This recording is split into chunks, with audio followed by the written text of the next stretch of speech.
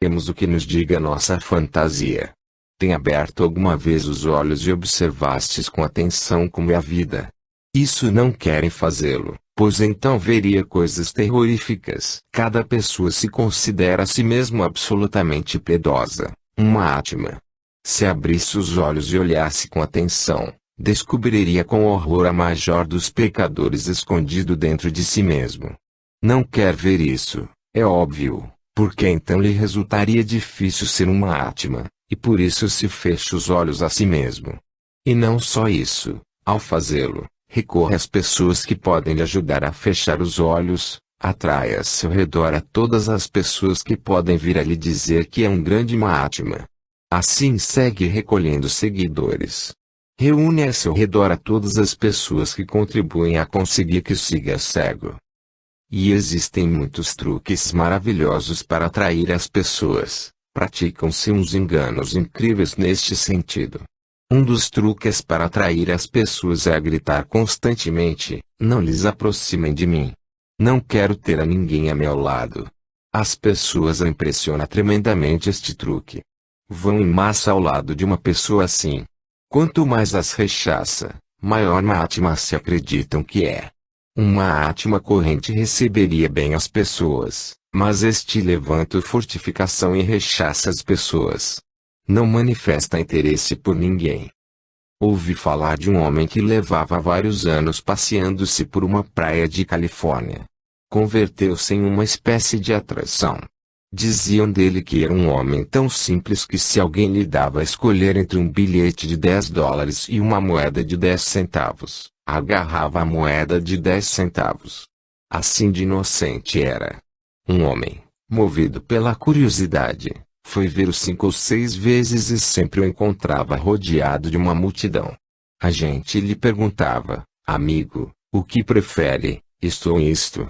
E ele tomava em seguida a moeda de 10 centavos, dizendo que gostava de seu brilho. A gente tomava por um homem muito singelo. Ao homem curioso lhe resultava difícil acreditar-se que depois de tantos anos aquele sujeito não conhecesse os bilhetes de $10. Era muita inocência.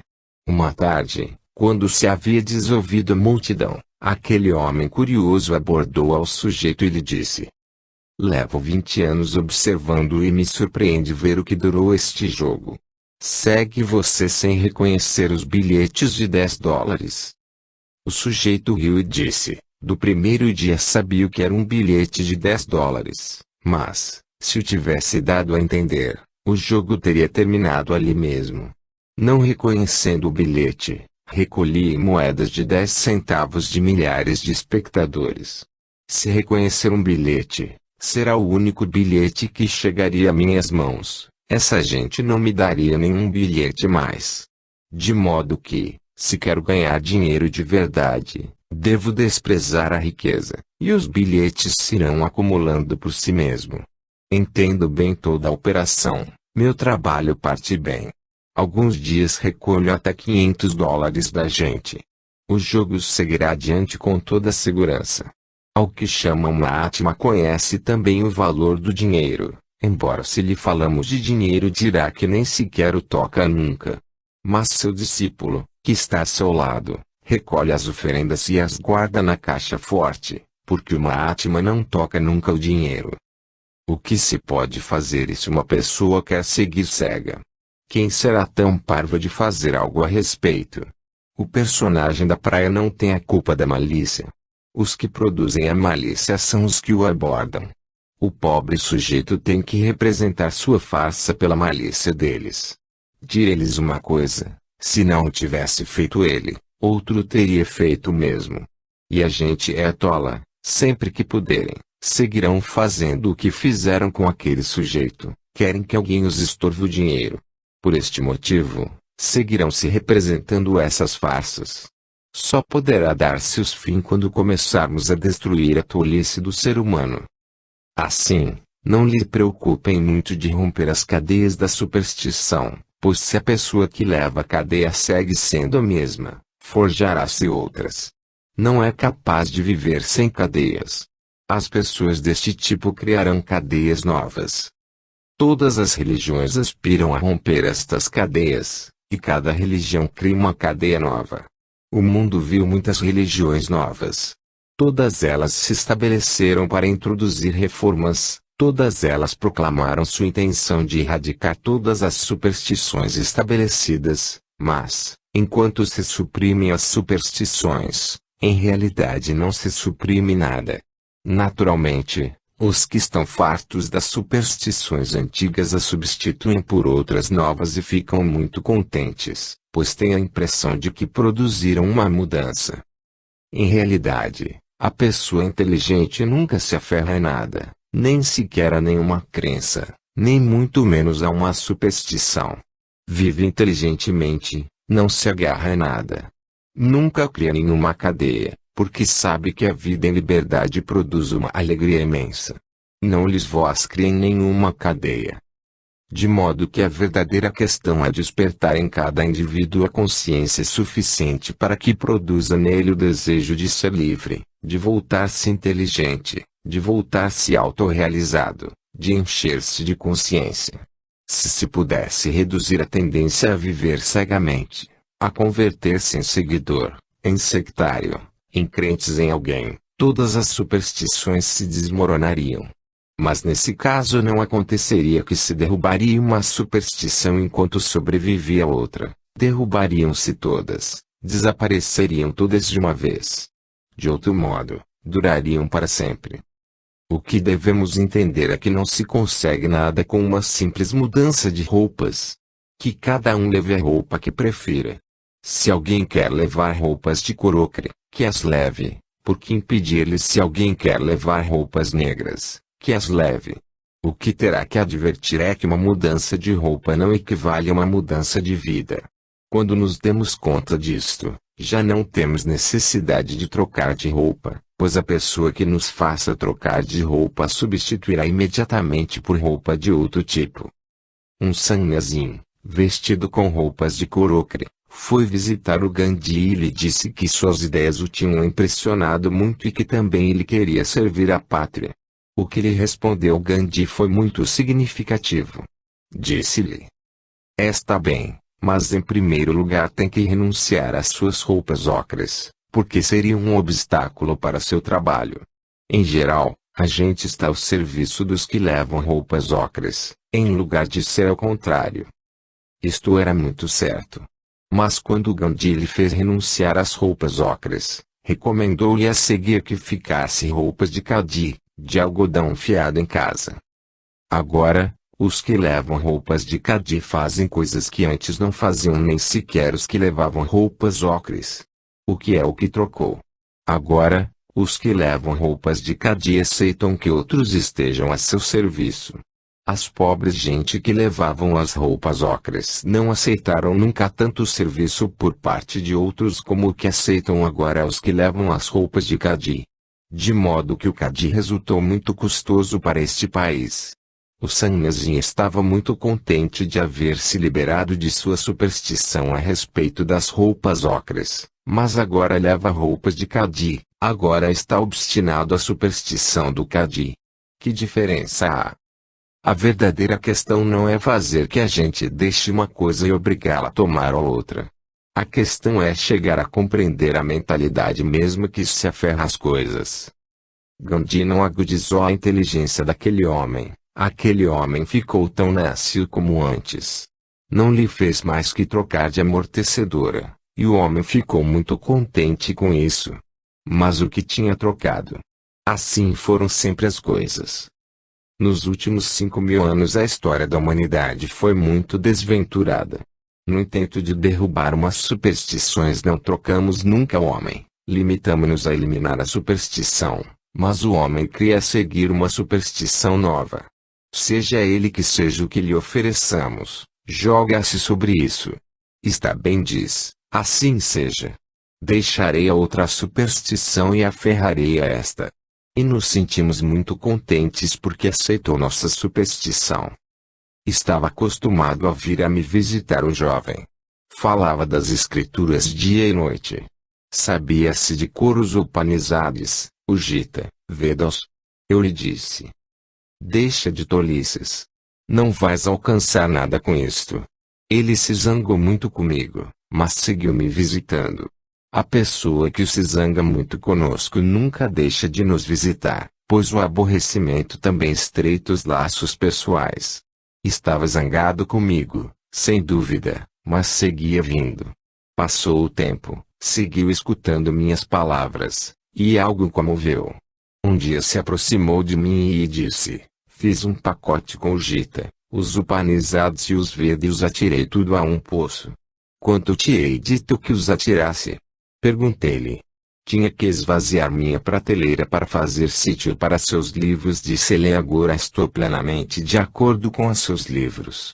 Mas isto tem feito mais difíceis as coisas, disse eu. Não trocou nada. O único que te dizia eu era que não estivesse de acordo com nenhum livro. Nunca te pedi que atirasse aqueles livros e que aferrasse a meus. O que é o que trocou?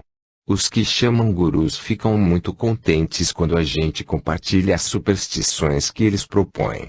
Assim é como, embora sigam trocando as superstições, o homem segue sendo supersticioso. De modo que eu disse ao jovem que atirasse meus livros ao mesmo poço. Como é possível? Disse-me ele. Assegurou-me que não era capaz de fazer tal coisa. Assim que eu lhe disse, então, tudo se ficou como estava. Agora, meu livro se converteu em seu Gita. O que tinha de mal o Gita do pobre Krishna? Se tinha a necessidade de carregar com algo, seu Gita era suficiente, cobria suas necessidades, era muito mais grosso que meu livro, proporcionava-te o lastro suficiente. No que trocaram as coisas agora? Quando acusei eu a Krishna? Quando crucifiquei eu a Krishna?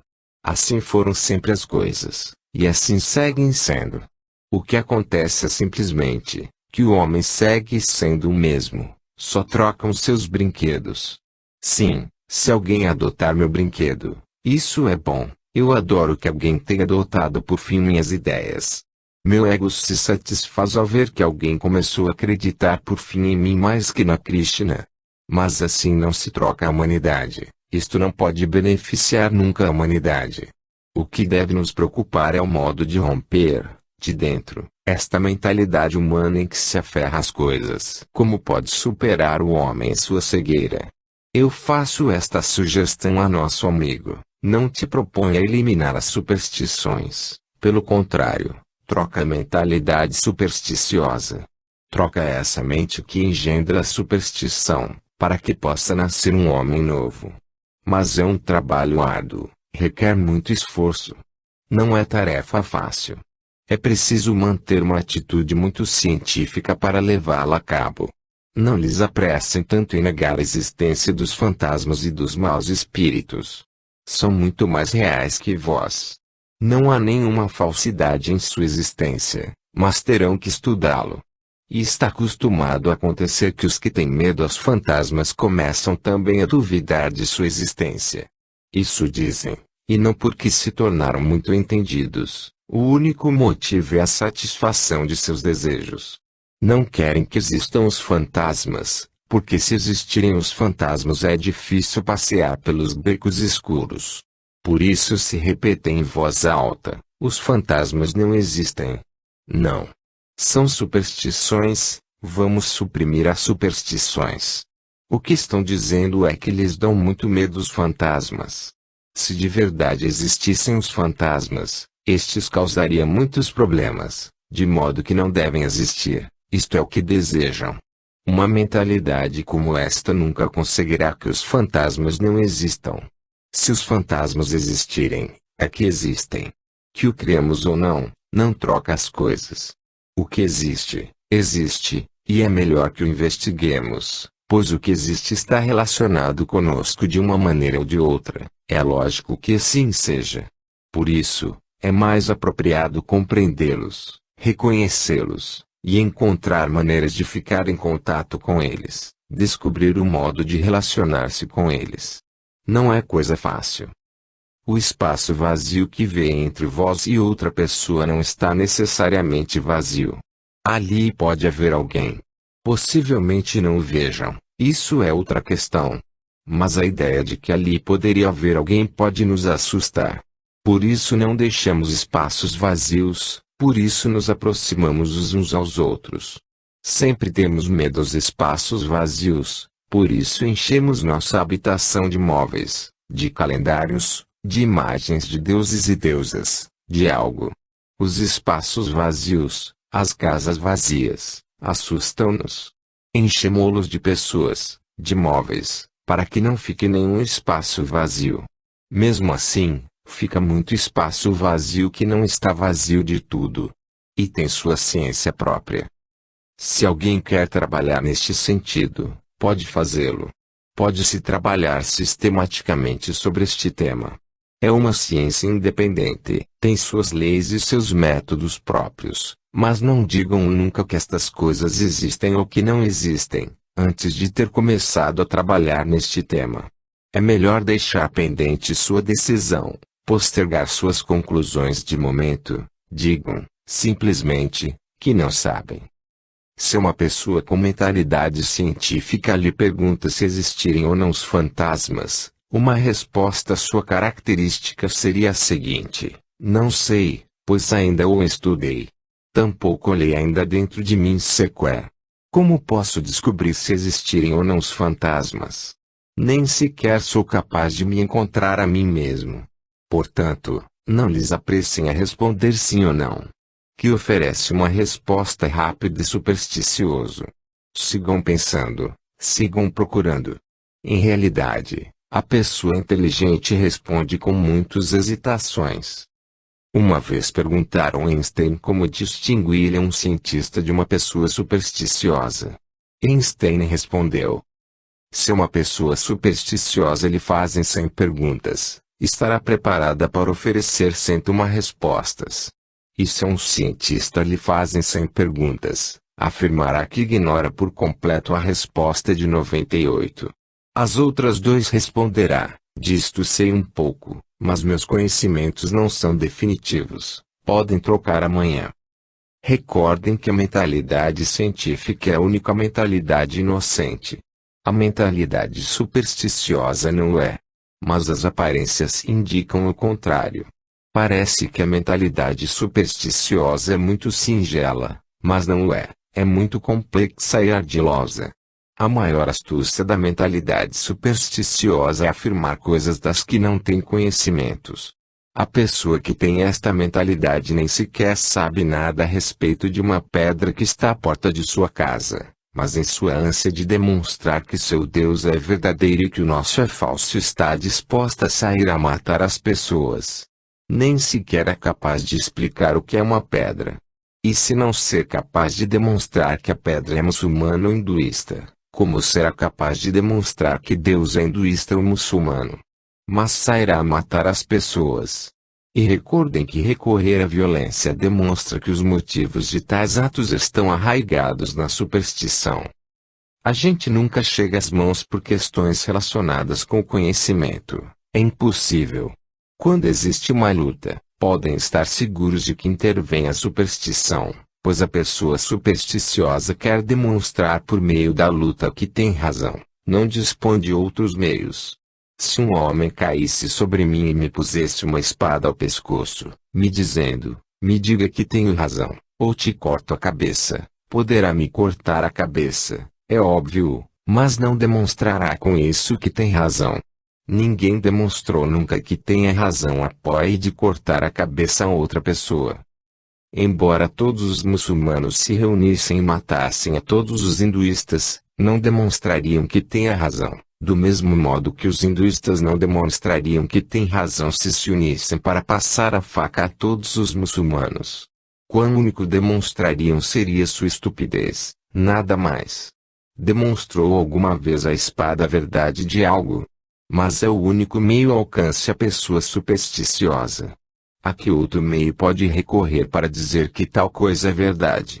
Não tem conceitos, não investigou nunca, não tem provas, não tem orientação.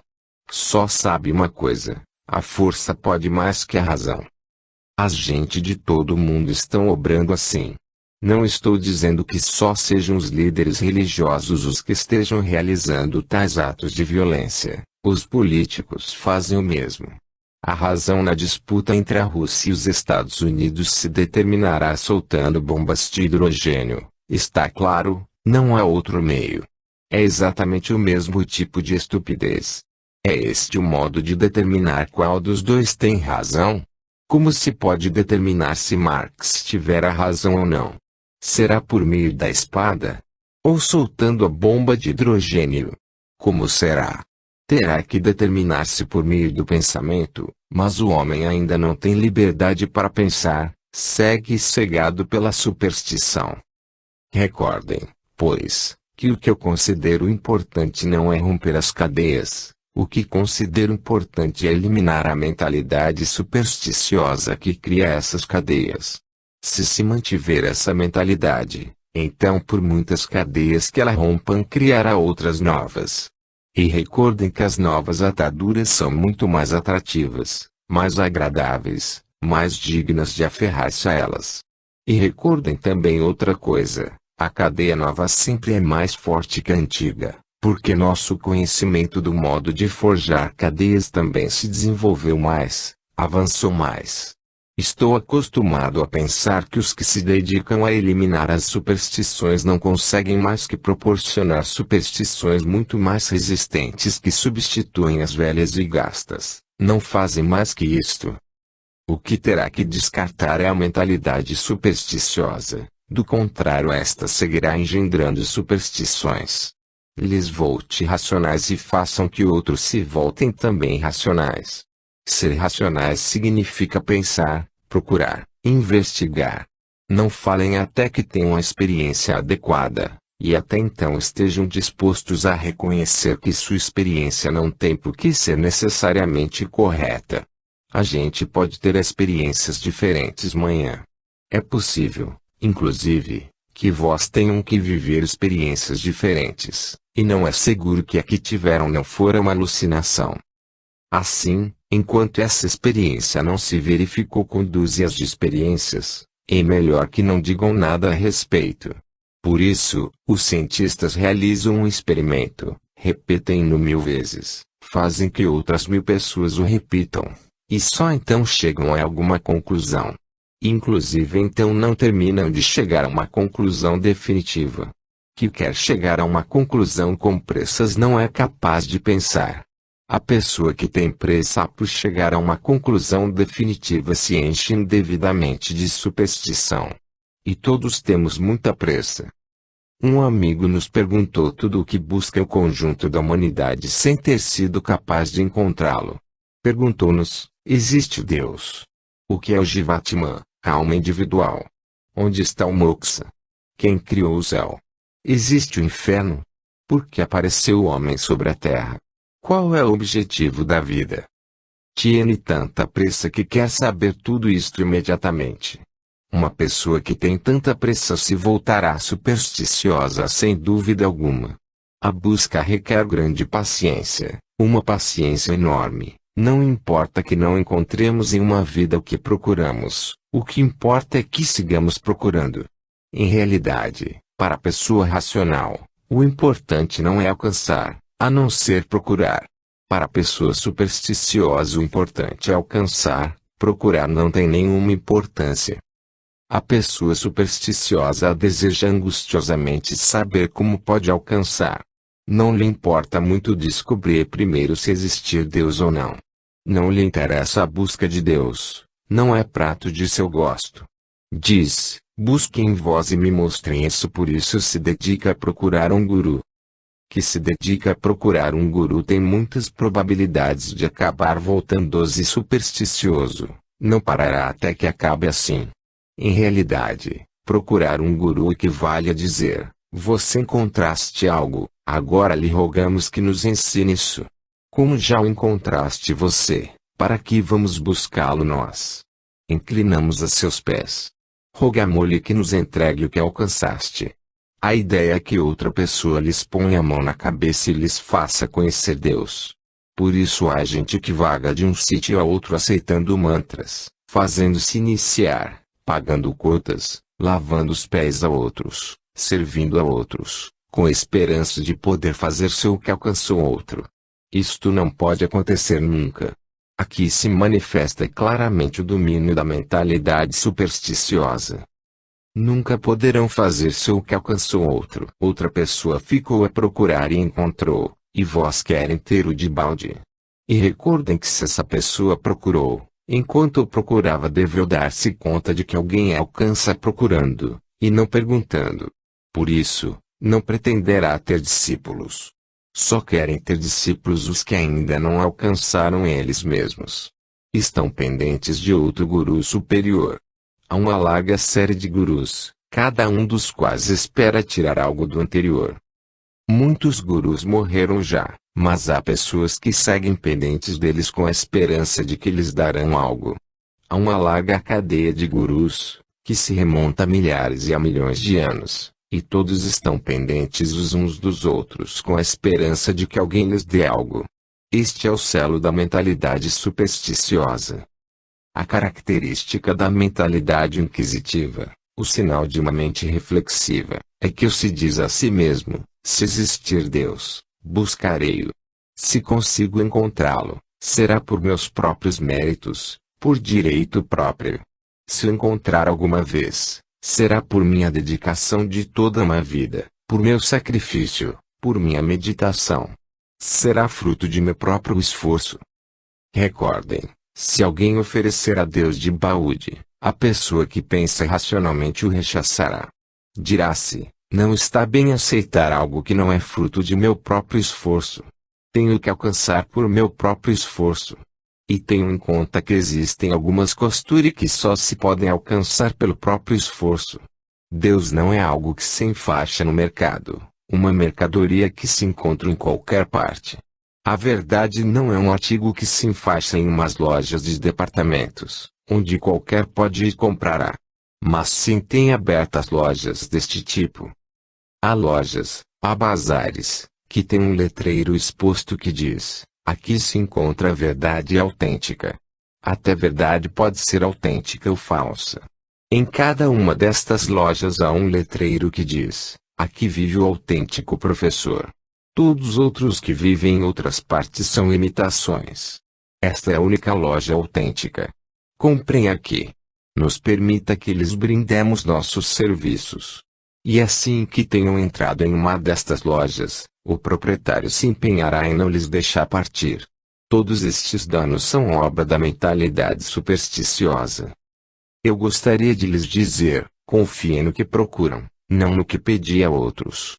Não alcançarão a divindade pedindo a outros, a não ser conhecendo. Tampouco lhes cria nunca o que dizem outros. Alguém a pode ter alcançado, sempre é possível, é óbvio, por isso, tampouco sejam incrédulos, também isso é superstição. Não sejam nem crédulos nem incrédulos. Se apresentar alguém ante vós dizendo que alcançou a divindade, lhe digam: parabéns. Deus foi muito compassivo contigo ao te permitir encontrá-lo. Mas te rogo que não me ensine isso. Me deixe que eu encontre também, do contrário seguirei estando coxo. Se lhes levarem até um destino onde outro chegou andando antes que vós, chegarão coxos. Os pés se fortalecem andando. Chegar a um destino não é tão importante, o verdadeiramente importante é que o viajante se fortaleça no caminho. Alcançar algo não tem tanta importância como a transformação do que o alcançou. Deus, o conhecimento ou o moksha não são coisas pré-fabricadas. São o fruto da oferenda de nossa vida, de uma vida de esforço e de sadhana. É como a flor definitiva que chega por si mesmo. Mas se forem ao mercado só encontrarão flores de plástico. Duram mais tempo. Só terá que lhes tirar o pó, duram mais tempo e enganam. Mas há quem enganam. As flores de plástico podem enganar a outros. Podem enganar aos que passam pela rua. Os transeuntes podem acreditar-se que têm flores de verdade na janela, mas vós não podem lhes enganar, pois as comprastes vós mesmos. Para ter flores de verdade terá que semear as sementes, terá que dedicar um esforço, terá que cuidar as novelo. Depois, as flores saem por si mesmos. Ninguém as traz. A experiência do definitivo é como a flor, nosso sadhana é como a planta.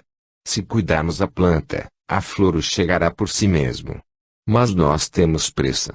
Dizemos, deixe de novelo, basta com que nos dê a flor. Algumas vezes, quando os meninos têm um exame na escola, não resolvem o problema de aritmética, limitam-se a copiar a solução que leu nas últimas páginas do livro de aritmética.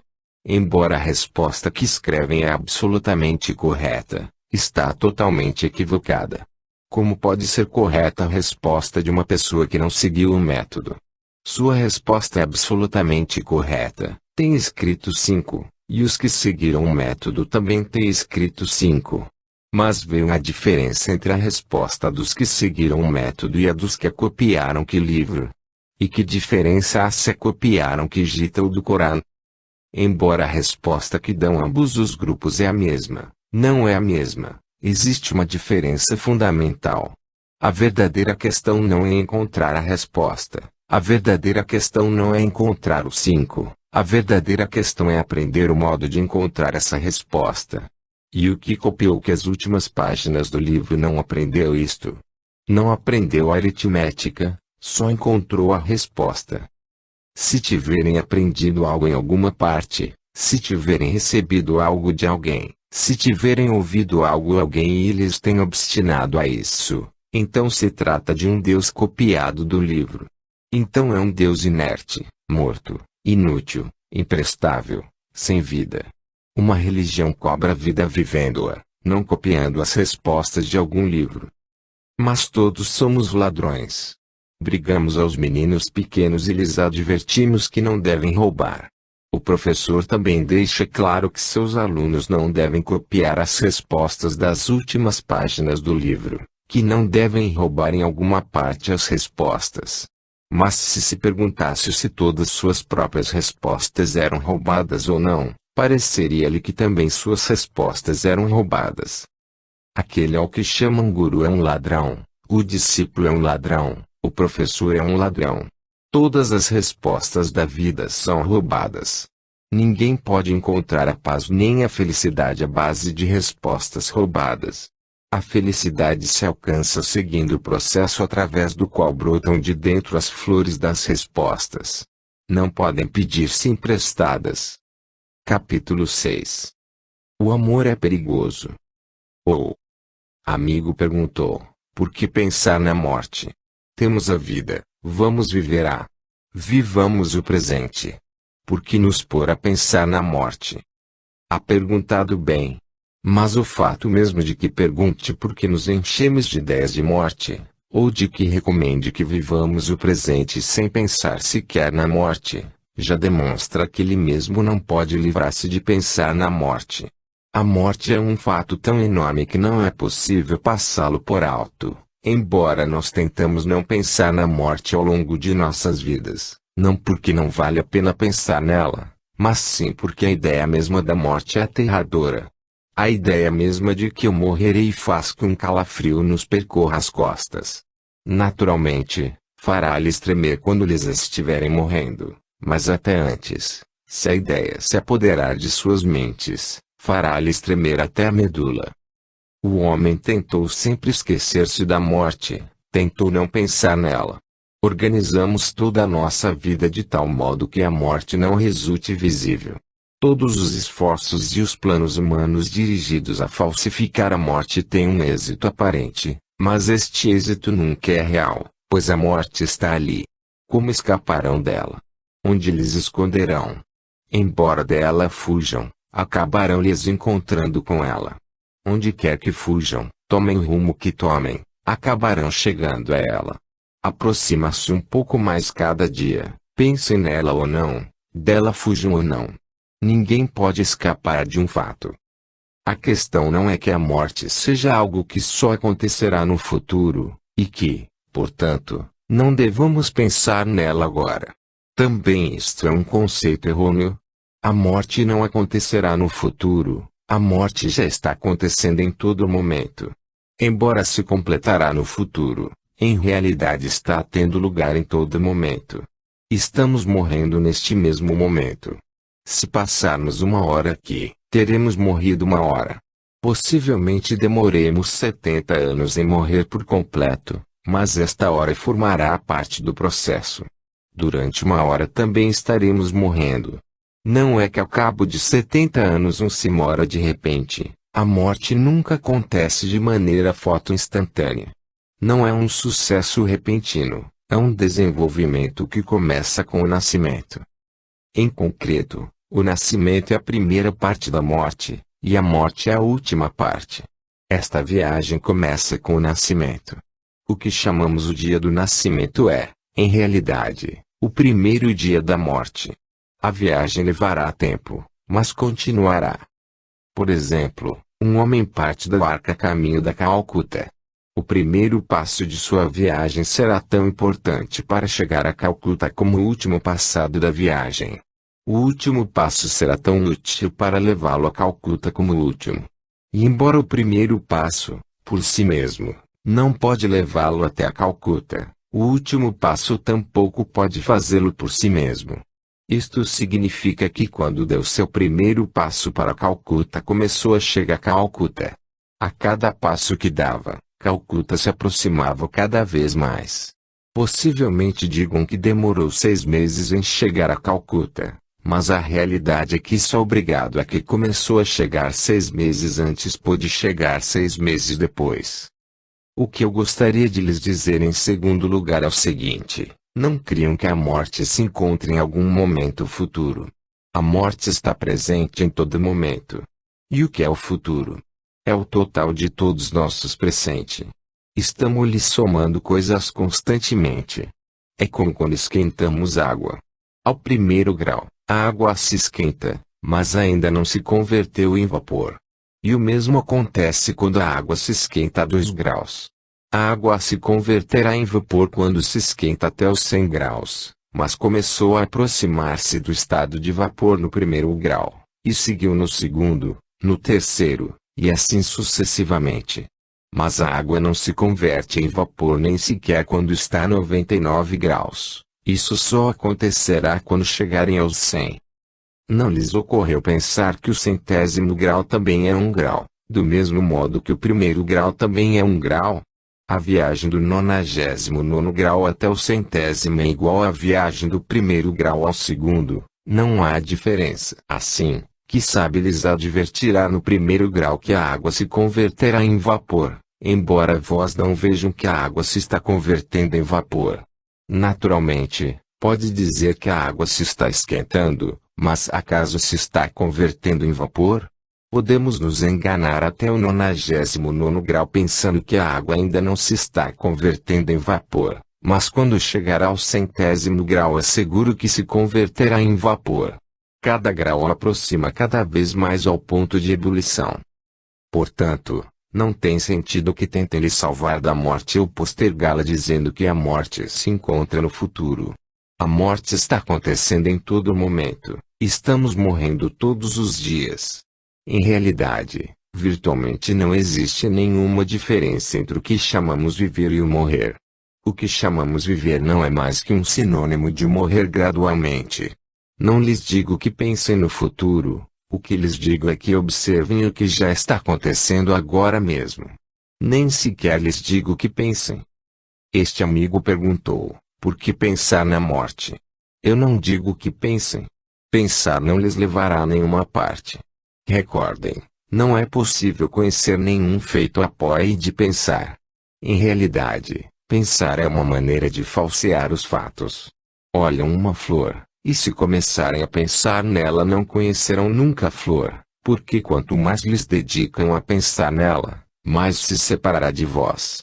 Adiantam-lhes em seus pensamentos enquanto a flor segue ali. O que tem que ver a flor com o que estão pensando? Uma flor é um fato.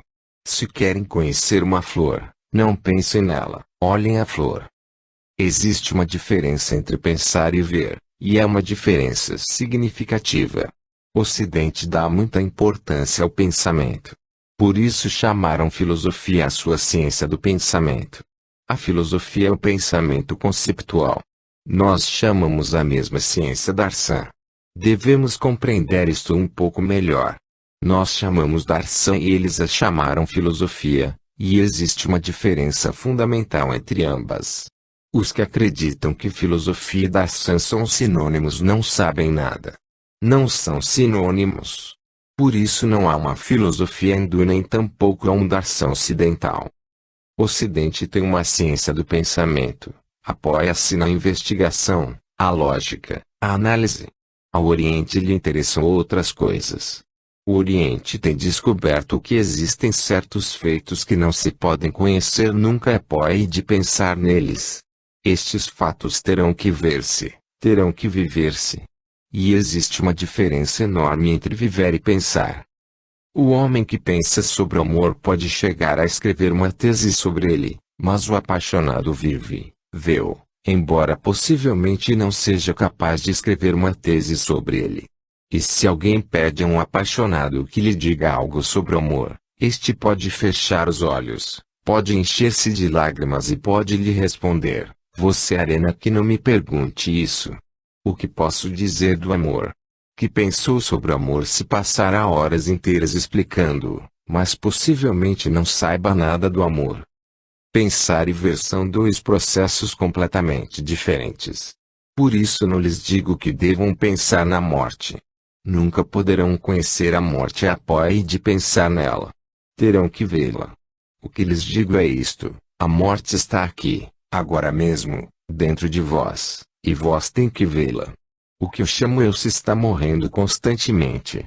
Este fenômeno da morte terá que ser visto, este fenômeno da morte terá que ser vivido, este fenômeno, este eu morro, terá que ser aceito. Fazemos tudo o que podemos por demonstrar a falsidade da morte, inventamos mil maneiras de demonstrar sua falsidade. É verdade que podemos nos tingir as cãs, mas assim não se demonstra que a morte seja uma mentira, chega indevidamente.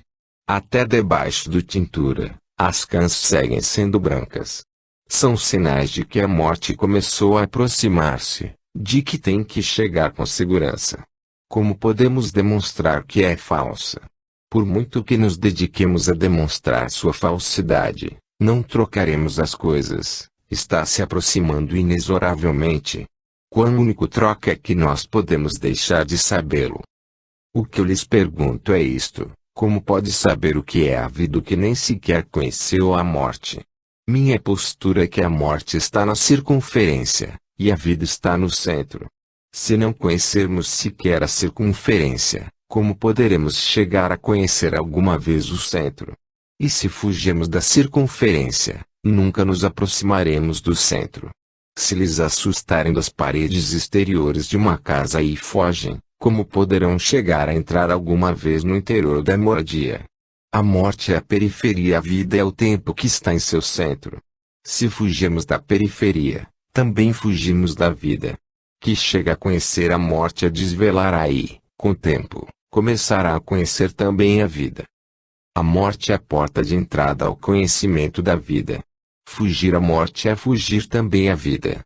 Assim, quando eu lhes digo, conheçam a morte, compreendam os fatos, não lhes estou pedindo que pensem.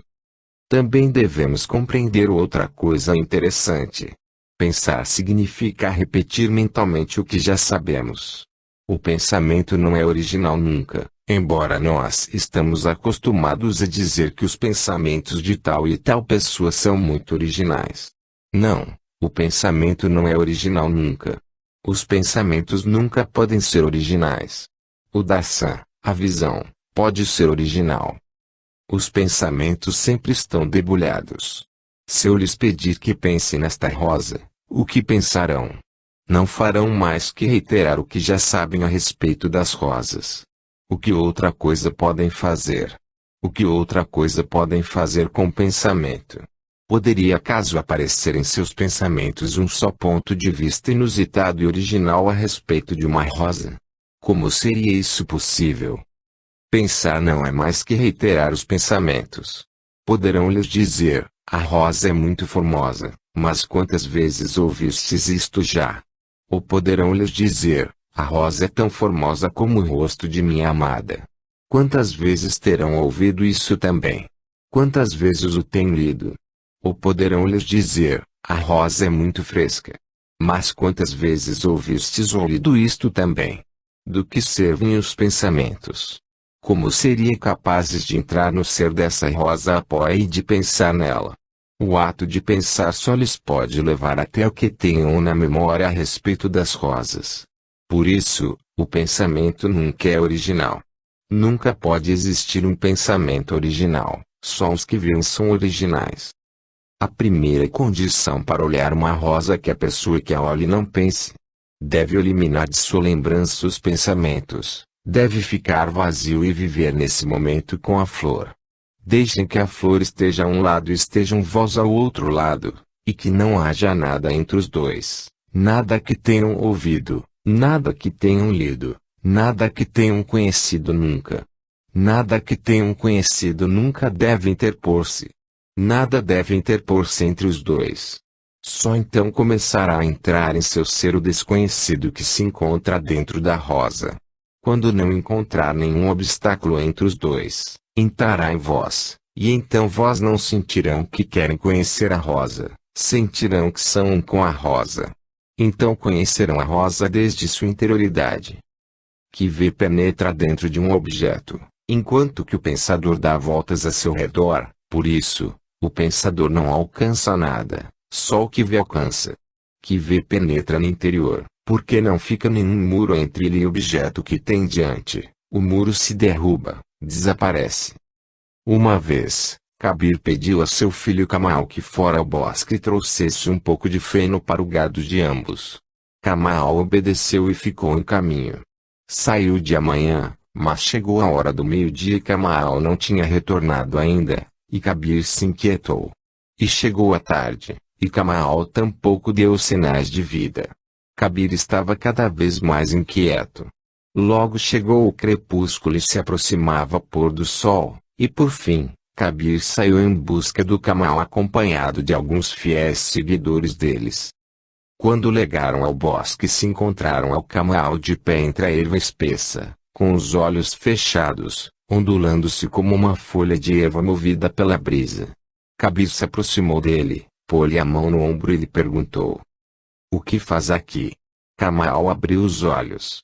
Voltou em si, deu-se conta do que tinha acontecido e pediu desculpas imediatamente. Kabir disse: "Mas o que tem feito aqui tanto tempo? É muito tarde." "Sinto muito", respondeu Kamal, "mas quando cheguei aqui, em vez de cigar a erva me pus a olhá-la. E ao olhá-la fixamente, não sei quando me aconteceu, mas eu também me converti em uma folha de erva. Logo caiu a tarde e eu estava aqui, tinha me esquecido por completo de que eu sou Kamal e vinha cegar erva. Converti-me na mesma erva. Havia muito gozo em ser a erva, um gozo que não tinha tido nunca ao ser um Kamal. Me alegro de que viessem, porque eu não sabia o que acontecia. A brisa não movia a erva, a brisa me movia, o colhedor e o que tinha que cegar tinham desaparecido." "Viram de verdade alguma vez a sua esposa, a seu filho, com quem tem vivido tantos anos? Viram-nos alguma vez? Eles passam pela mente as coisas que fez ontem sua esposa, e este pensamento se interpõe entre ela e vós.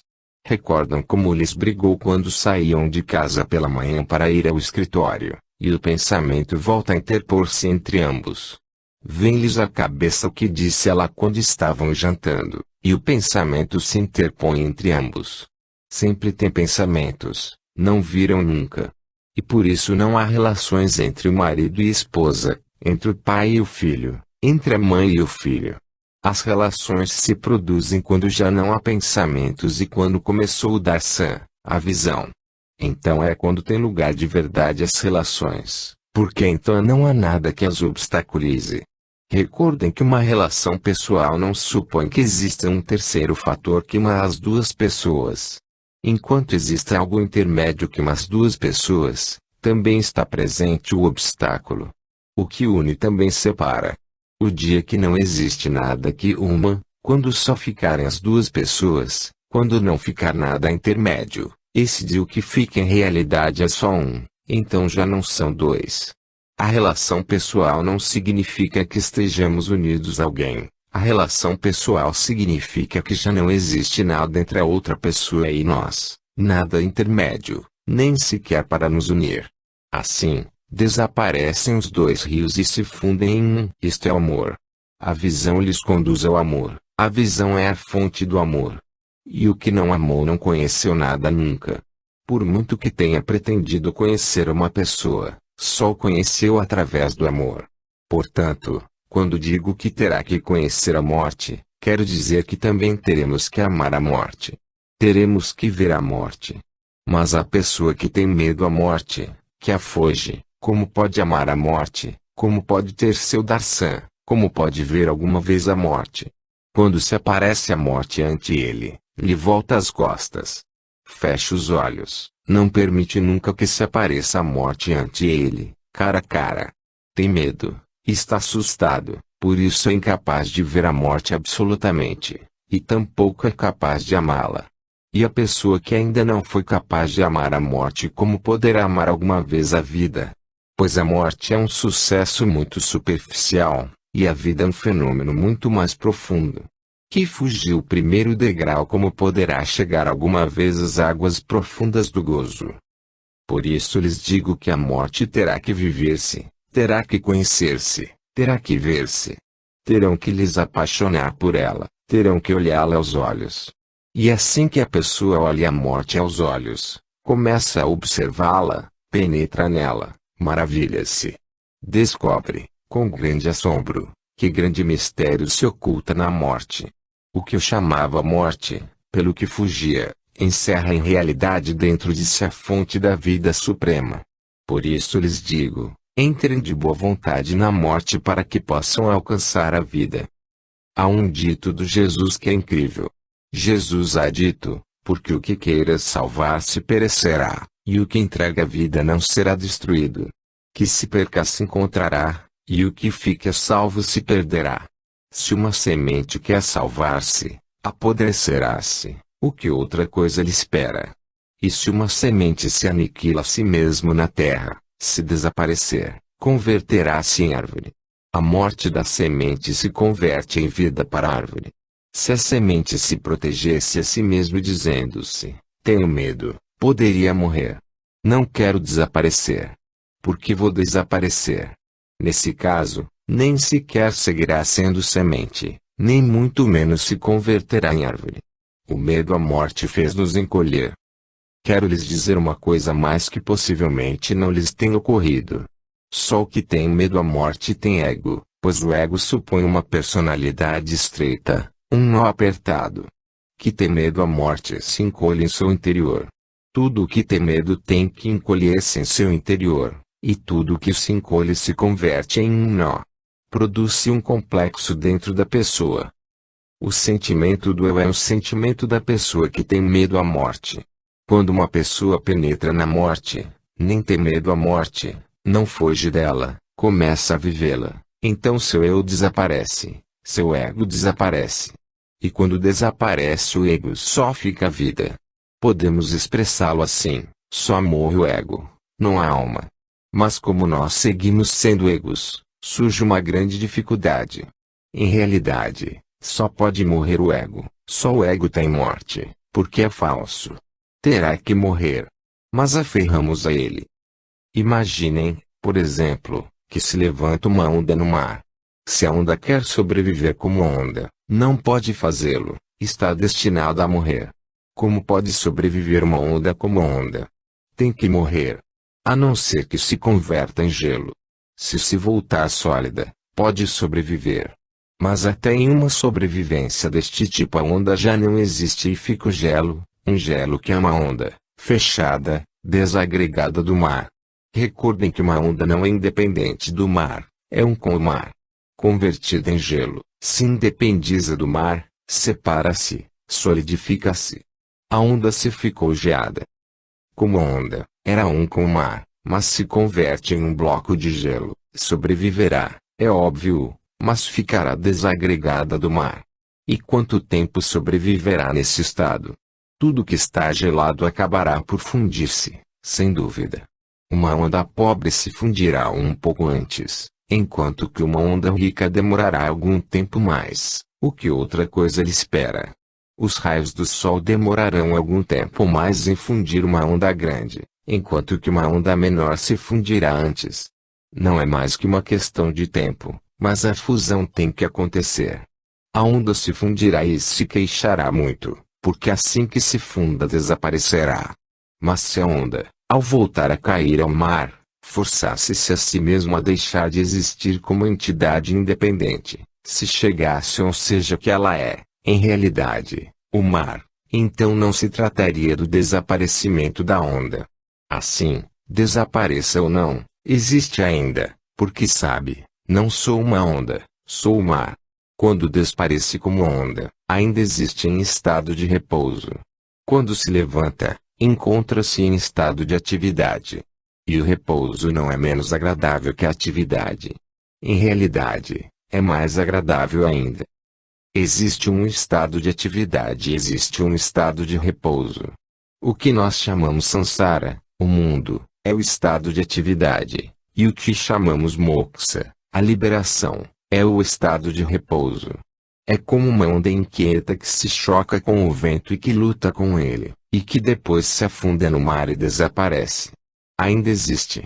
O que era antes do mar segue sendo, mas agora está em repouso. Mas se uma onda se afirmasse a si mesmo como onda, seria como se estivesse cheia de ego, e então teria que desagregar do mar. Quando chegam a acolher a ideia do eu sou, como podem ser com o resto de tudo? Se optarem por ser com tudo, então se perde o eu. Por isso insiste o eu, te desagregue de tudo. E que interessante é que o fato de lhes desagregar do todo lhes fazer ser desgraçados. E então, uma vez mais, o eu diz, te relacione com o tudo. Assim de tortuoso é o eu. O eu diz primeiro, te desagregue de tudo, te isole, você é diferente de tudo. Como vai seguir unido? Desta maneira, o eu se separa, mas então se encontra com problemas, pois assim que o eu se separa de tudo, sente-se desgraçado, seu fim se aproxima. Enquanto a onda chega a acreditar-se independente do mar, começa a morrer, sua morte se aproxima. Então empreender a luta por proteger-se da morte. Enquanto foi um com o mar, não existiu a morte, pois o mar não morre nunca. Recordem que pode existir um mar sem uma onda, mas uma onda não pode existir sem o mar. Não podemos conceber uma onda sem o mar estará presente na onda. Mas o mar pode existir sem uma onda. Quando as ondas formam parte integral do mar, existem em paz e em repouso. Mas assim que uma onda aspira a salvar do mar, surgem dificuldades, dissocia-se do mar e começa a sua morte. Por este motivo, que tem que morrer quer amar. O motivo pelo que todos nós, que vamos morrer, estamos tão desejosos de amar é que o amor é o meio mais evidente para conectar. Por isso ninguém quer viver sentindo-se desgraçado, sem amor. Todos procuramos o amor, que alguém queira receber nosso amor, que alguém queira nos entregar amor. E para a pessoa que não encontra amor, este se converte em um problema. Mas nos perguntamos alguma vez qual é o significado do amor? O amor é um intento de reconstruir de novo, parte para parte, unindo diversas partes, a relação com todo o que temos quebrado. Assim, um tipo de amor é aquele pelo qual tentamos reconstruir nossa relação perdida com o tudo após de acrescentar diversas partes. Isto é o que chamamos amor. E existe outro tipo de amor no qual retrocedemos em nosso intento de nos desagregar de tudo. Isto é o que chamamos oração. Por isso, a oração é o amor absoluto. E tem um significado totalmente distinto. Não significa que estejamos tentando recompor os pedaços, significa que deixamos que nos desagregar de tudo. A onda anunciou, eu sou o mar, e agora não tenta conectar-se com cada uma das demais cheire. Recordem que a onda mesma se está morrendo, e que as demais cheire próximas também se estão morrendo. Se esta onda tenta relacionar-se com as demais cheire, terá problemas. Por isso, o que nós chamamos amor é muito doloroso, porque é uma onda que tenta relacionar-se com outra onda. A onda e a outra onda se estão morrendo, mas estabelecem uma relação entre ambas com a esperança de que unindo-se entre si possivelmente possam salvar-se. Esta é a razão pela que convertemos o amor em segurança. Assim, o homem tem medo de viver só.